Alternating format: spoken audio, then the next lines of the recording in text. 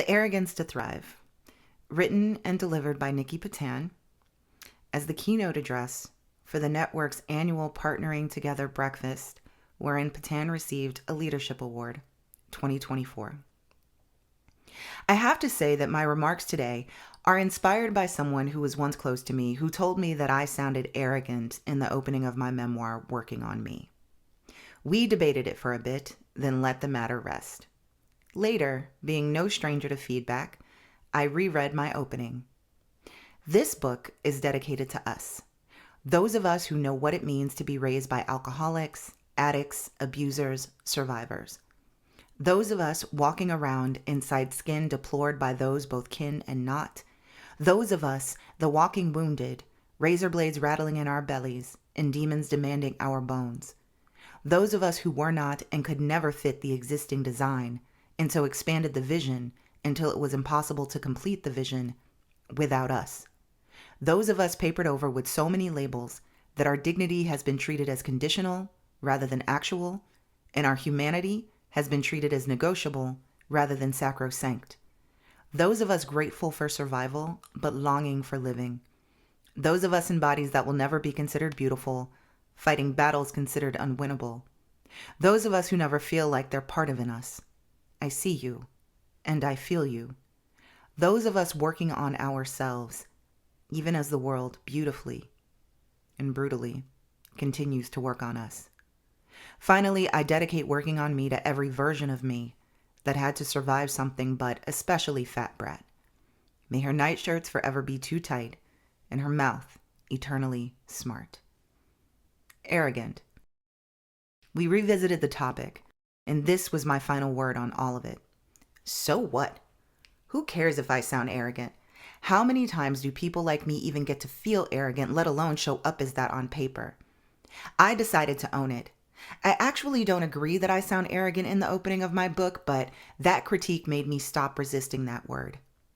Arrogance is required when I tell people who have harmed me and others, institutions who have exploited or tried to silence me and others, systems who have ignored me or abused me and others, you have not stopped me. You will not stop me. Whatever it is that I have to articulate, however it is that I need to express, the words I need to say, the songs I need to sing, the life I must live, you will not stop me. All this time, I couldn't figure it out. Why do people always seem so mad at me? Because I insist upon myself. I insist upon those impacted and surviving something. I persist, and I resist and give them hell if they refuse to give me heaven because I'm arrogant enough, despite a lifetime of so-called interpersonal evidence and cultural persuasion, to believe that I deserve heaven. My version of heaven, which I believe is a place filled with peace, many moments of joy, and the freedom to show up in my life exactly as I dream and then design and have the resources and support to implement, is something that I believe in this lifetime, not in the hereafter, but right now. I've always been accused of thinking too much of myself, while cringing every time I catch a glimpse of my reflection. I've always been urged to be more humble, even as I've downplayed and diminished my achievements in an effort to make those around me more comfortable. Despite the cringing and diminishing, though, I am arrogant.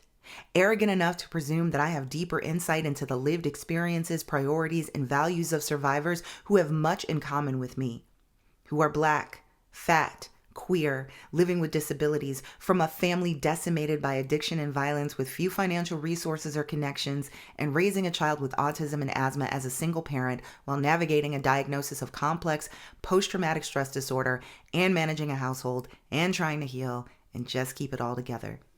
From my time as a case manager, advocate, arts educator working in jails, prisons, and juvenile detention centers, I am arrogant enough to presume that I have more insight into how sexual and domestic violence shows up in invisible ways, impacting people largely silenced by those who harm them and the systems allegedly designed to protect them and us, but that statistically fail.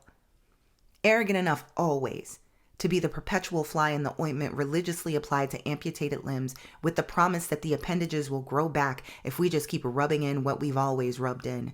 Compromise built on the backs of the most compromised. I know in my bones that we can only fix what we acknowledge to be a problem. Our solutions are only as good as the insights we have into why a problem is a problem in the first place. Is it arrogant when I speak up after I hear someone attempting to make a critical decision with incomplete or faulty information?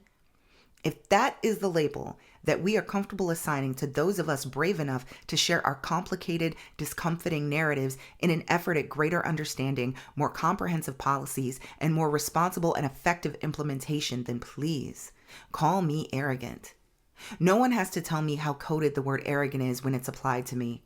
That if I were white or straight or smaller or not single parent and only survivor, that I would be called brave, powerful, or what the network has recognized in me with this honor today, a leader. I am a survivor leader. My experiences, many of which I detail in my memoir, have informed every step of my walk as an artist, an educator, and an advocate. My empathy comes from knowing deeply how painful it is to not be believed, or to be believed but infantilized, to be believed but silenced, diminished, deprioritized, exploited, harmed, even after the main story was told. My insistence on myself is a direct result of so many insisting on the opposite that I do not live. Survive? Okay. But I insist on living. I insist on thriving, on leading more than a diminished and reductive life. If arrogance means that I have the last word on myself and how much value I have contributed to this world, then let me live arrogantly, embodying joy in a life that I fight every day to want to keep. That's what a lot of people miss about my brand of arrogance. Everything I had to do to get here. The insidious thing about both sexual and domestic violence is the script that runs in one's head about whether or not they deserve to be hereafter. Many people like to parse the difference between confidence and arrogance, but I'm not interested in getting that granular. Instead, let me offer that if your confidence, like mine, is going to be read as arrogance, why not just own it? What straightens my spine is knowing that my entire family, including my father, urged my mother to abort me.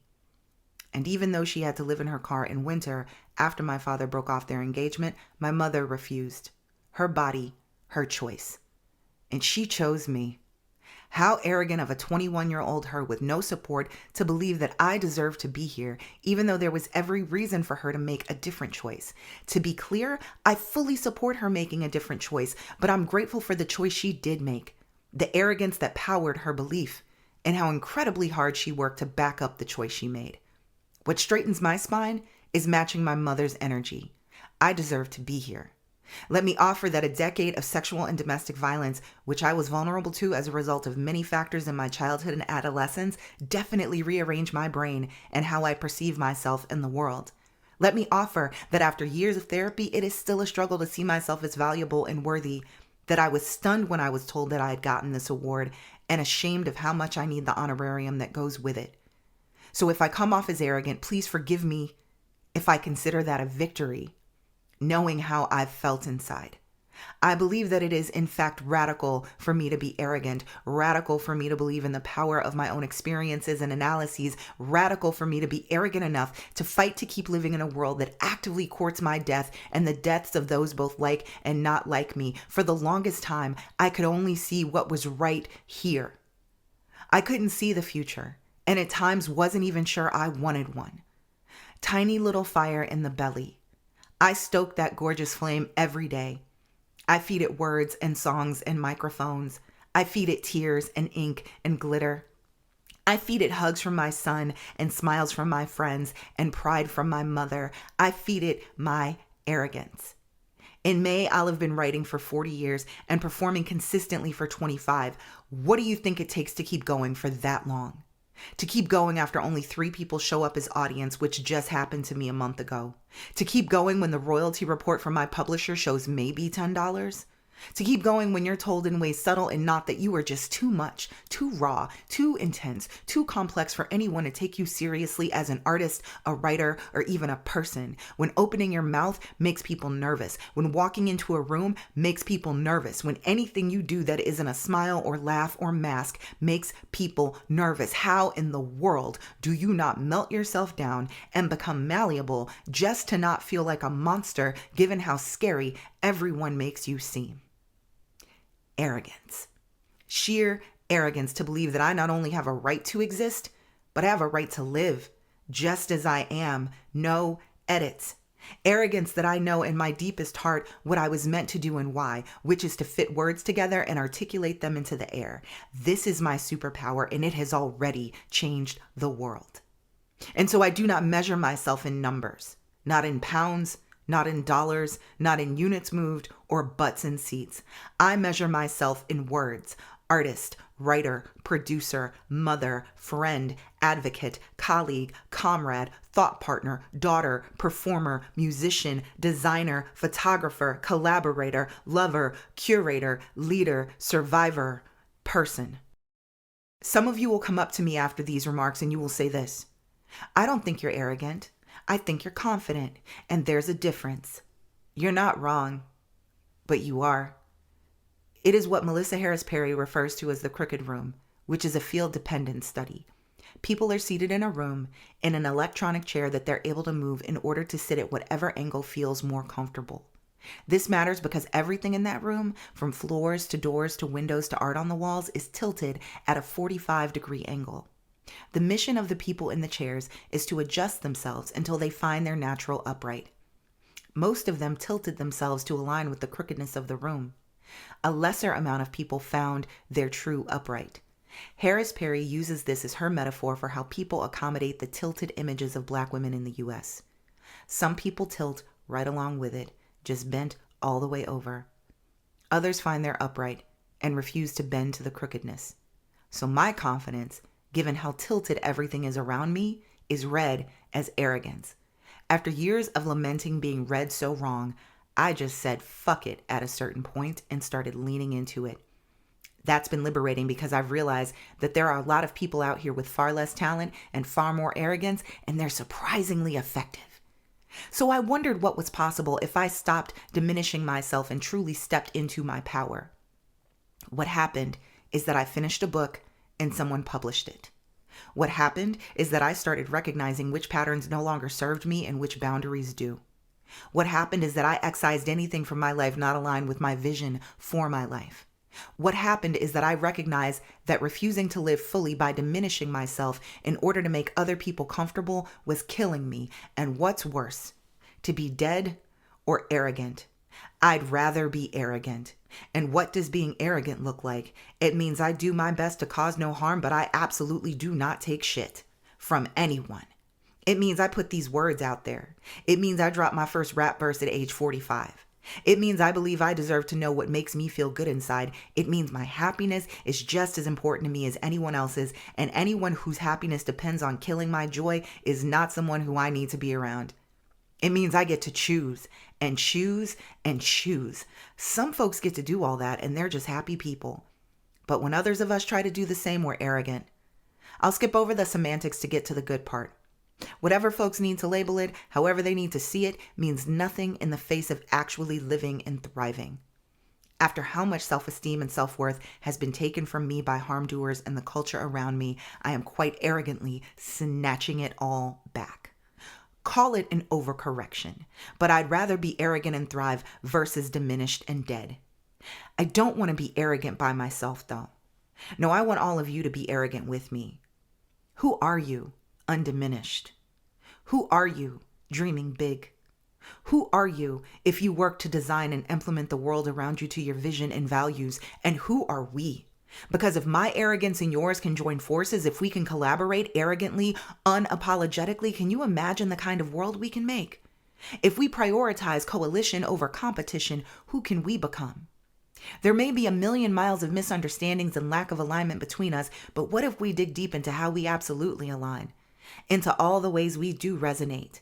I'm arrogant enough to believe that a path opened is a path able to be walked together. Painful, exhausting, traumatizing at times, but the journey and its lessons are always worth that, right?